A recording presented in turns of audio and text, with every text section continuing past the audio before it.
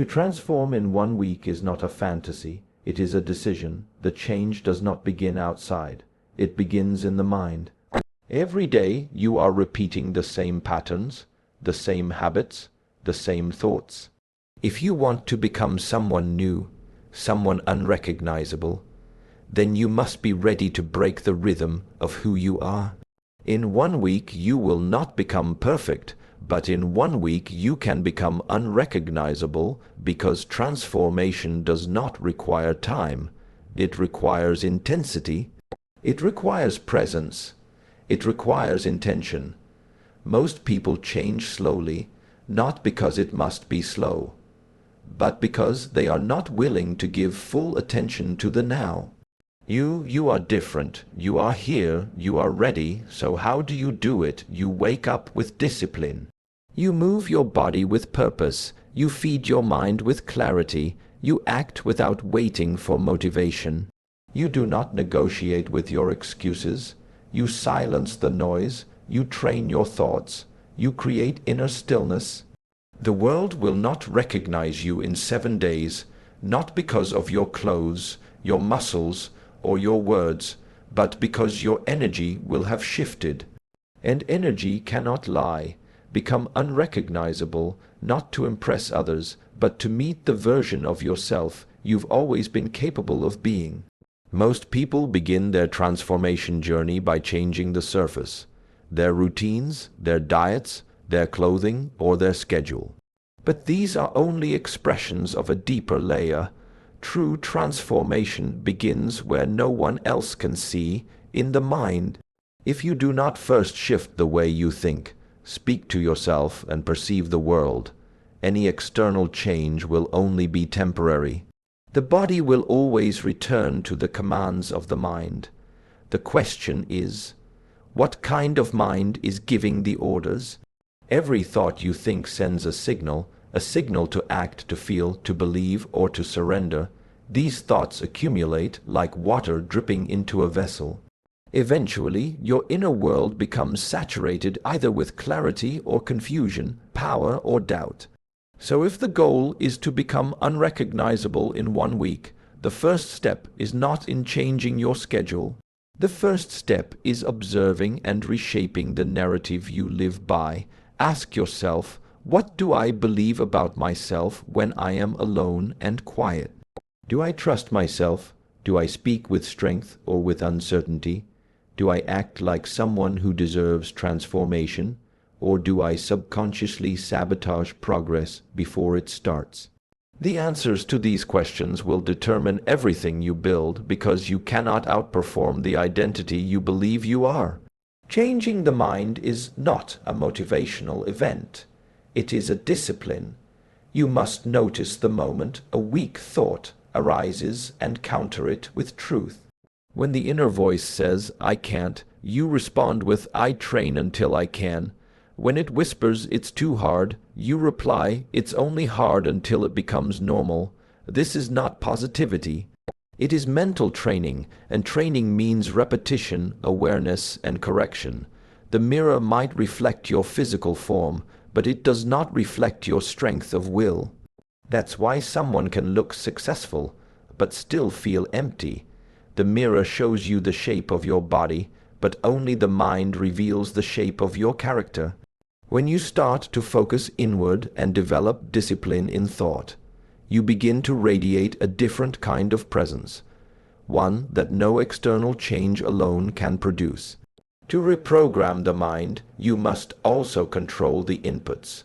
What you listen to, read, watch, and engage with is constantly shaping your mental framework. If your environment feeds doubt, comparison, and laziness, then that is the seed being planted in your mind every day. You cannot expect to plant weeds and harvest strength. Guard your inputs. This is not restriction, it is refinement. Mental transformation also means you no longer need to react to every emotion. A weak mind is a reactive mind.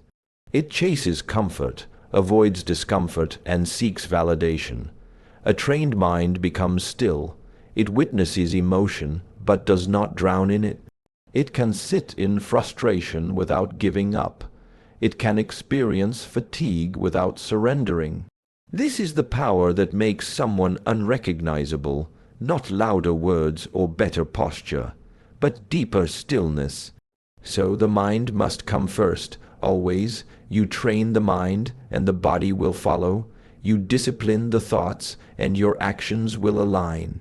You break the old internal stories, and your energy will shift. Transformation begins long before anyone notices. It begins the moment you choose to no longer think like the person you used to be. Time is not what changes people, decision does. 1 week may seem short to many, but in reality, it is more than enough to begin breaking deeply rooted patterns. The problem is not time. The problem is the illusion that change must take months or years to feel real. That belief becomes an excuse, a soft pillow to rest on while procrastination continues to win. But a pattern is not broken by the passage of time. It is broken by one act, interrupting it. What keeps people stuck is not the strength of the pattern, but the weakness of their interruption. They say they want change, yet they perform the same morning, the same reactions, the same thoughts. 1 week of radical interruption, consistent, deliberate, and conscious, is enough to break the cycle. Not because the pattern vanishes completely, but because you stop feeding it. Patterns are built through repetition. They live in your habits, your language, your responses. They may say you're too quiet, think, it remembers. When stress comes and you reach for distraction, that's not a choice. It's a script. But here is the truth. Just as you built these patterns through repetition, you can starve them through new repetition. 7 days of doing the opposite of your usual reaction can shatter the identity that used to control you. People overestimate what they can accomplish in a year and underestimate what can shift in 7 focused days. If you woke up earlier, breathed deeply before reacting, moved your body with intensity, and silenced your distractions every single day, do you believe you'd be the same person by the end of week? No, because every act of awareness breaks a link in the chain. The power of 7 days lies in the momentum it creates. When you disrupt the flow of your usual habits, your mind begins to recalibrate. It says, something has changed. That awareness triggers growth. The body feels different. The energy moves differently. Old emotions rise. But instead of reacting, you watch them. That is how you reclaim your power, not by avoiding discomfort, but by standing in the center of it and choosing differently. You don't need to change your whole life in 1 week. You need to show yourself that you are capable of doing what you've always avoided. That alone is enough to change your self-image. 1 week of showing up, despite excuses, despite fear, despite fatigue. This rewrites the story you've been telling yourself. The story that says, I always quit. The story that says, I'm not consistent. 1 week of silence from that story, and it begins to die. When people say, I've always been this way, what they mean is, I've always chosen the same reaction. But that's not identity. That's conditioning, and conditioning can be interrupted. You don't need 10 years of therapy to stop hitting snooze. You need 1 moment of clarity and 7 days of action. Once the rhythm is broken, the new pattern has space to grow. It's not about being perfect. It's about being relentlessly aware. 7 days, that's all it takes to become a new person internally. You may still look the same to others, but you'll know. You'll feel the difference in your thoughts, your posture, your decisions. You'll see that your old self is fading, not because time passed, but because you finally stopped living by default. You lived with intention, and that intention, when held strong for even a short time, can destroy the old and awaken the new. Many people wait for time to change them. They believe that if they keep doing something long enough, they will eventually transform. But time is not the architect of change. Intensity is. You can stretch a mediocre effort over years and still be the same person. But 1 week of focused, full-force commitment can create a break through that years of half-hearted effort never could. It's not how long you train, it's how deeply you engage. Intensity means presence. It means showing up with your entire being, not distracted, not halfway in, not waiting to feel like it. When you bring intensity, you bring your mind, body, breath, and will into alignment. You're not scrolling while stretching. You're not thinking about comfort while meditating.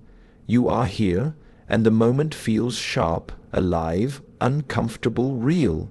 That is the space where transformation begins. Think of a blade being forged. It is not the length of time in the fire that defines it. It is the heat. It is the pressure, the hammering, the focused shaping. You are no different. You don't need a year of lukewarm days.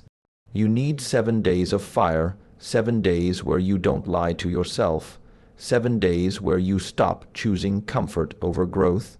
That is intensity, not aggression, but truth without compromise. Intensity also reveals what's real. When you go deep, your distractions scream louder, your weaknesses surface, your body resists, your mind panics. And this is good. Most people never reach this point. They stay shallow, floating above the real work. But when you go deep enough, everything that controls you rises to the surface. Now, finally, you can see it. And only what is seen can be changed. Duration makes people feel safe. They say, "I'll do this slowly, over time." That gives them permission to remain comfortable, to delay, to negotiate. But intensity leaves no room for delay. It says, now or never, not because you must rush, but because you must stop escaping. Intensity does not mean burnout. It means engagement. It means facing the task, the pain, the resistance, and choosing to keep going. A long journey can still be made up of short, sharp moments. Even if your transformation takes years, it will be defined by a few days or even a few seconds of radical action. A decision to walk into discomfort, a choice to stay present through difficulty, a moment where you stopped blaming and started owning. These are the moments that turn the direction of a life. Intensity gives birth to them. You do not remember the thousands of soft, comfortable days behind you. You remember the day you faced yourself and didn't run. That is what intensity gives you: memory, impact. Identity, it forges new definitions of who you are. And once that new identity is tasted, you cannot go back. You become aware of what you were always capable of, but had been avoiding. So if you want to become unrecognizable in 1 week, stop thinking about how long it will take. Think about how deep you're willing to go. Can you bring intensity to your breath, to your thoughts, to your movement? Can you commit without distraction, without excuses, without waiting for perfect conditions? If you can, then 1 week is not a short time, it is a threshold. One you must walk through with fire in your eyes and stillness in your step. Motivation is like the wind. It comes and goes. Sometimes it lifts you, sometimes it disappears without warning. Relying on it is like trying to cross an ocean by waiting for the perfect wave. But transformation does not wait for inspiration.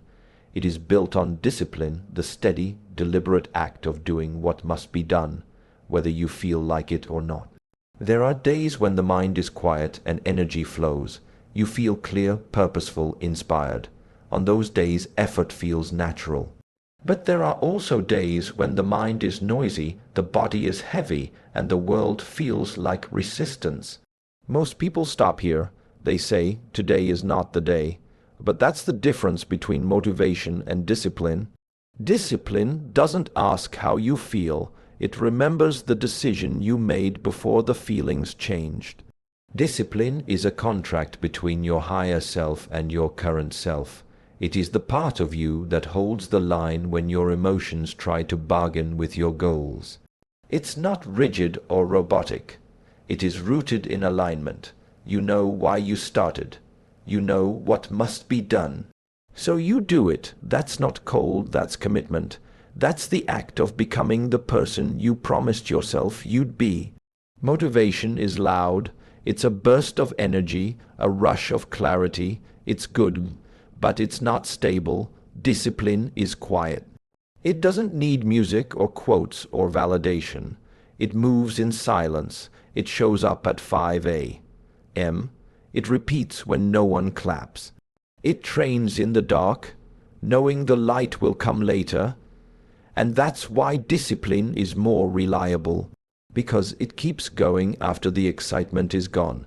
The world is full of talented, passionate people who never cross the finish line. Not because they weren't good enough, but because they were only consistent when they were motivated. The disciplined person might be slower, less flashy, but they are still moving long after others have quit. In the end, it is not the most excited person who wins. It is the one who refuses to stop. You don't become unrecognizable by feeling amazing every day. You become unrecognizable by acting with strength, even when your mood is weak. That is the difference between a professional and an amateur. The amateur trains when they feel ready. The professional trains until they are ready. They show up first and let the motivation catch up later. Discipline also gives you something deeper than motivation ever can. Trust in yourself. When you consistently act despite resistance, you start to believe in your own word. You say you'll train, you train. You say you'll fast, you fast. You say you'll focus, you focus. That trust becomes your foundation. And once you trust yourself, you no longer need external permission to act. So, stop waiting to feel like it. Stop worshipping mood. If you want real change, let discipline be your anchor. It will not always feel good, but it will always move you forward. And over time, that movement becomes identity. You are no longer someone who needs to feel ready. You are someone who acts regardless. That's when you become unrecognizable, not just to others, but to the version of yourself that once lived in delay. The body is your vehicle in this life. It carries your habits, your emotions, and your presence. It is the first to react when the mind is stressed, and it is often the last to recover when the mind is undisciplined. That is why transformation must include both the body and the mind. One is movement, the other is stillness. When these two are brought into balance, you become a force that is both calm and powerful. Training the body is not about aesthetics. It is not about chasing an image in the mirror. It is about reclaiming control over your vessel. Strength is not just physical, it is energetic. When your body is strong, you hold yourself differently. You breathe deeper. You move with more intention. You are no longer owned by fatigue, laziness, or restlessness. You move not because it is easy, but because it is your standard. But if you only train the body and neglect the mind, you become unstable. You may appear powerful, but inside you are reactive and chaotic. That's why stillness of the mind is equally important. A still mind doesn't mean silence. It means mastery. It means you are no longer dragged by every thought, every emotion, every distraction. You can choose where your attention goes. And what you control, you strengthen. Stillness is trained, not inherited. Most people never learn to sit with their thoughts. The moment discomfort arises, they move, scroll, eat, talk, run. But the one who can sit, breathe, and witness without reacting, that person is dangerous in the best way. They are no longer a slave to impulses. They act from awareness, not emotion. That kind of mind is unshakable. Physical training gives the mind a place to focus. When the body moves with purpose through tension, breath, discipline, the mind learns to follow. This is why movement practices, martial arts, or even simple daily exercise are powerful, not because of the sweat, but because of the presence they demand. In those moments, there is no past, no future just now. and the more time you spend in the now, the more still the mind becomes. Stillness, however, does not mean weakness. It is not passivity. It is not retreat. Stillness is the ability to hold yourself even when the world shakes, to speak only when it adds power, to move only when it serves purpose. A still mind is a weapon, a blade that is sheathed until needed, never flailing, never wasted. This is the energy people feel when they meet someone who has trained both the body and the mind. It is quiet intensity. So train your body not just for health, but for discipline. Push through the resistance. Learn to breathe under pressure. Let the fatigue teach you about your limits and your ability to go beyond them, then return to stillness. Sit with yourself. Observe the mind as it races. Watch it. Don't chase it. Let it settle like water that stops being stirred. When the body is strong and the mind is calm, you become immovable. In 1 week, you can begin this balance. Move your body every day, no excuses, and in stillness meet yourself. Even 10 minutes of sitting in silence with full attention can shift your inner state. This is not about becoming someone new through effort alone. It is about removing what distracts you from who you already are. The training clears the noise. The stillness reveals the truth. Together, they build the foundation of a life that cannot be shaken. To rise, you must first remove what pulls you down. This is the part most people avoid. They look for new habits, new routines, new sources of inspiration, while still carrying the weight of distractions, addictions, and relationships that drain them. But progress is not just about addition. It is equally about subtraction. You do not become powerful by adding more. You become powerful by cutting away what weakens you. Weakness hides in what is familiar, the apps you open without thinking, the conversations that lead nowhere, the late night choices that sabotage your morning. These are not small things. They are the invisible roots of stagnation. They steal your energy in fragments, until one day you look in the mirror and wonder why nothing has changed. But it has. Your energy has leaked into places that gave you nothing in return. To eliminate what weakens you, you must first be honest. What are the things you keep around because they're easy? Who are the people you listen to, even though they bring confusion, not clarity? Where do you spend time that leaves you feeling hollow instead of whole? These are not judgmental questions. They are precise ones. Your life is shaped by what you tolerate. If you keep feeding weakness, it will grow stronger than your desire to change. This does not mean you must be ruthless with others. It means you must be ruthless with your choices. A message left unread is not rude. A boundary is not cruelty. Saying no is not rejection. It is protection. When you eliminate what weakens you, you create space for strength to take root. You begin to walk through life lighter, clearer, more focused. You are no longer reacting, you are refining. Weakness does not always scream. Sometimes it whispers.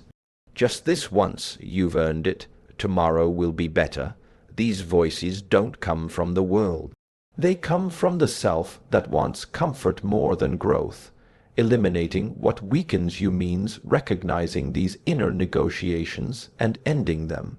No debate, no delay, just removal, like cutting a thread before it becomes a chain. This also applies to your environment. What you see, hear, and engage with every day trains you. If your space is chaotic, your mind will follow.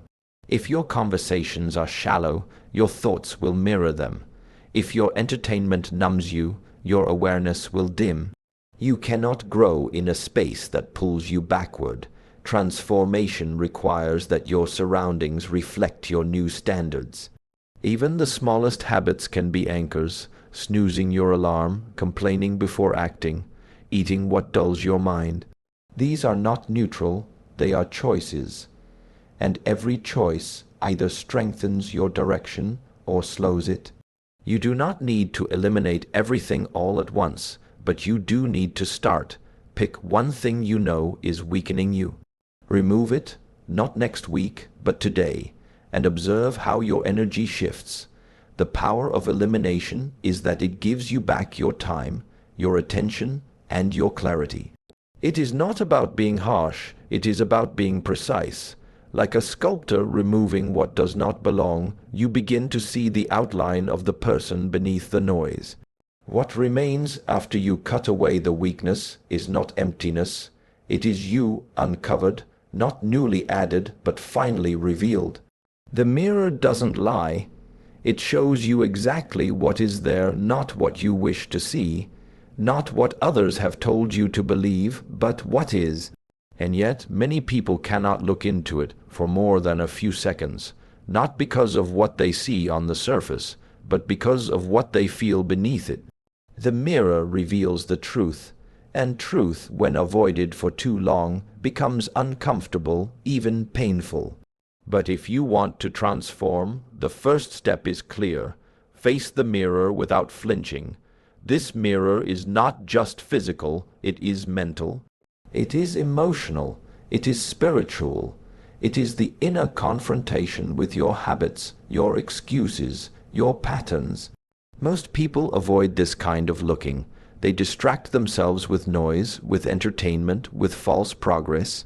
But change does not begin until you meet your reflection and say, "This is where I am, no more hiding, no more pretending." That moment is not comfortable. It's not supposed to be, but it is clean and it is real. You do not grow by denying your flaws. You grow by facing them without turning your head. Your anger, your laziness, your envy, your fear.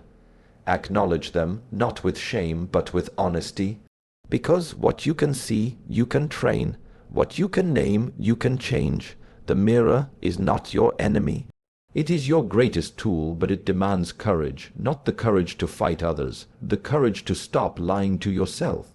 Some people stare into the mirror and only see failure. Others stare and only see potential.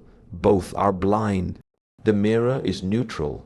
It reflects only what you bring. Some days you'll look and see someone far from their potential. That's okay. The key is not to look away. The key is to stand still, breathe, and accept it fully. Acceptance is not the end of growth. It is the beginning. Without it, every effort is built on denial. When you face the mirror without flinching, you stop outsourcing responsibility. You stop blaming the world, your past, your circumstances. You take full ownership, not because everything is your fault, but because everything is now your move. That ownership is terrifying for some, but it is also the exact point where power returns to your hands. You are no longer a passenger, you become the driver. There is a kind of quiet strength in someone who has faced their own reflection and made peace with what they saw. They are no longer driven by insecurity or the need to prove anything. They move differently.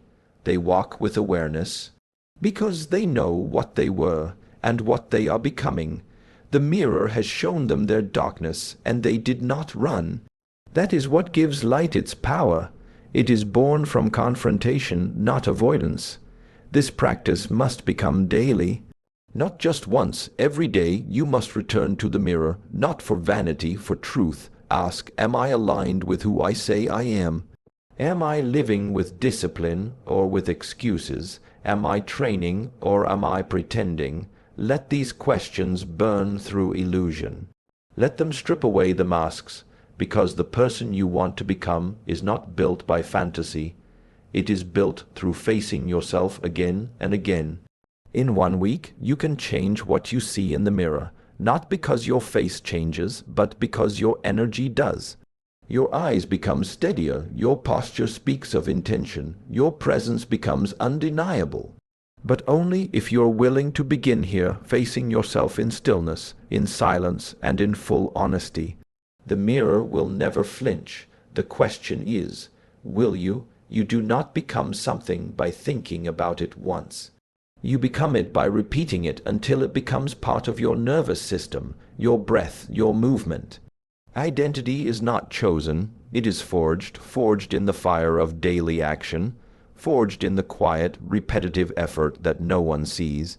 You become unrecognizable not through a single burst of effort, but through consistent alignment day after day, until there is no difference between who you are and what you do. The world teaches you to chase novelty, to seek the next best method, the latest shortcut, but transformation is not found in variety, it is found in repetition. Doing the basics deeply, returning to the fundamentals with presence, practicing what works until it becomes who you are. Not for show, not for praise, but because it is true. Your identity becomes undeniable when your actions stop requiring motivation. They simply become your default. Repetition is often mistaken for monotony, but for the disciplined mind, repetition is sacred. It is the path to mastery. Every rep is an opportunity to reinforce your new standard. Every morning you rise on time, every breath taken with awareness, every decision aligned with discipline. These are not small things. They are the bricks of a new foundation. One layer at a time, they build the version of you that no longer hesitates, no longer doubts. You must understand that repetition is not mechanical, it is alive. Each time you repeat a habit, you have the chance to do it with more clarity, more intensity, more intention. You are not just brushing your teeth or stretching or journaling or training. You are declaring who you are. Every repetition is a vote for the person you are becoming. If you do it with care, you rise. If you do it carelessly, you remain in place. The challenge with repetition is not the act itself. It is the mind. The mind craves stimulation. It wants to feel progress in dramatic ways. But the most powerful progress is subtle, quiet, internal, when you train yourself to appreciate the process, to see repetition not as boredom, but as refinement. You unlock a new kind of power. You no longer chase excitement. You become consistent, and consistency is where identity is built. Think of the warrior who trains the same strike thousands of times. To the outside world, it looks like mindless repetition, but to the warrior, it is engraving. Each motion, each breath, each correction etching deeper into the body a level of precision and control that can only come from relentless, conscious practice. You are no different. Whatever path you choose, discipline, strength, clarity, stillness, you must repeat it until it becomes inseparable from who you are. This is why the first week of transformation matters so much. It is not about how advanced your habits are. It is about cementing a new rhythm. Waking up at the same time, moving with purpose, saying no to what weakens you, facing the mirror, training, reflecting, repeating. Every day you do this, your old identity weakens. Every day you stay consistent, your new identity gains power. 1 week of this is not small. It is the beginning of momentum, and the more you repeat, the less you need to decide. You stop asking, should I do this today? You already know it is part of you. The person you used to be, scattered, distracted, unfocused, can no longer survive in this new rhythm.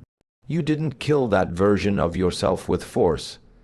You buried it with repetition, quietly, relentlessly, day by day, until all that remains is what you were meant to become. You do not become something by thinking about it once. You become it by repeating it until it becomes part of your nervous system, your breath, your movement. Identity is not chosen. It is forged in the fire of daily action, forged in the quiet, repetitive effort that no one sees. You become unrecognizable not through a single burst of effort, but through consistent alignment day after day, until there is no difference between who you are and what you do. The world teaches you to chase novelty, to seek the next best method, the latest shortcut, but transformation is not found in variety, it is found in repetition. Doing the basics deeply, returning to the fundamentals with presence, practicing what works until it becomes who you are. Not for show, not for praise, but because it is true. Your identity becomes undeniable when your actions stop requiring motivation. They simply become your default. Repetition is often mistaken for monotony, but for the disciplined mind, repetition is sacred. It is the path to mastery. Every rep is an opportunity to reinforce your new standard. Every morning you rise on time, every breath taken with awareness, every decision aligned with discipline. These are not small things. They are the bricks of a new foundation. One layer at a time, they build the version of you that no longer hesitates, no longer doubts. You must understand that repetition is not mechanical, it is alive. Each time you repeat a habit, you have the chance to do it with more clarity, more intensity, more intention. You are not just brushing your teeth or stretching or journaling or training. You are declaring who you are. Every repetition is a vote for the person you are becoming. If you do it with care, you rise. If you do it carelessly, you remain in place. The challenge with repetition is not the act itself, it is the mind. The mind craves stimulation. It wants to feel progress in dramatic ways. But the most powerful progress is subtle, quiet, internal, when you train yourself to appreciate the process, to see repetition not as boredom, but as refinement. You unlock a new kind of power. You no longer chase excitement. You become consistent, and consistency is where identity is built. Think of the warrior who trains the same strike thousands of times. To the outside world, it looks like mindless repetition, but to the warrior, it is engraving. Each motion, each breath, each correction etching deeper into the body, a level of precision and control that can only come from relentless, conscious practice. You are no different. Whatever path you choose, discipline, strength, clarity, stillness, you must repeat it until it becomes inseparable from who you are. This is why the first week of transformation matters so much. It is not about how advanced your habits are. It is about cementing a new rhythm. Waking up at the same time, moving with purpose, saying no to what weakens you, facing the mirror, training. Reflecting, repeating, every day you do this, your old identity weakens. Every day you stay consistent, your new identity gains power. 1 week of this is not small. It is the beginning of momentum, and the more you repeat, the less you need to decide. You stop asking, should I do this today? You already know it is part of you. The person you used to be, scattered, distracted, unfocused, can no longer survive in this new rhythm. You didn't kill that version of yourself with force. You buried it with repetition, quietly, relentlessly, day by day, until all that remains is what you were meant to become. So now you stand at the edge of choice. Not a dramatic, cinematic moment, just a quiet one. A moment where no one is watching and there is no applause. Just you and the truth. In 1 week your life can shift, not because the world changes, but because you do. Through action, through silence, through repetition, through elimination, through stillness, through facing everything you've avoided. You don't need more time, you don't need better circumstances, you need a decision, followed by discipline.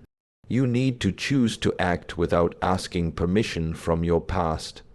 By the 7th day, you will not have arrived, but you will have departed from who you were, and that is enough to become unrecognizable, not to them, to you, to the version of yourself that once lived in hesitation, in doubt, in softness. So begin, now, without drama, without waiting.